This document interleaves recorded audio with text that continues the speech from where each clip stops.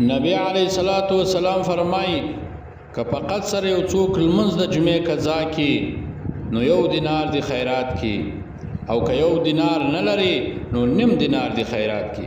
قال رسول الله صلی الله علیه وسلم من ترک جمعة من غیر ضرورة كتب منافقا فی کتاب لا یمحى ولا یبدل.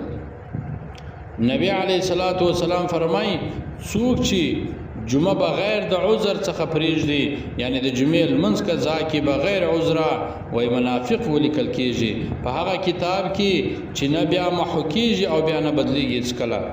نبی علیہ الصلوۃ والسلام فرمای څوک چې ایمان پر الله او پر ورځ د قیامت لري نو لازم ده د جمعې لمونځ دی، ضروری کوي د جمعې لمونځ د جمعې په ورځ دی کوي، مګر یو مریض او بل مسافر او بل ښځه او بل کوچنی او بل غلام ورڅخه وتلی ده.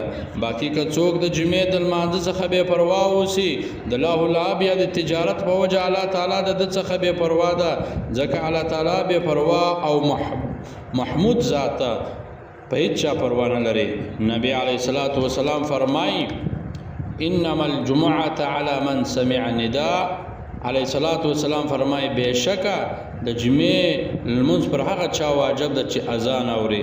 نو ای زما عزتمند ورونو، ای مسلمانانو، تاسې د جمعې د لمانځه اذان واورئ نو تاسې فورا او سمدستي د مسجد خواته ځئ، د جمعې لمونځ مه قضا کوئ.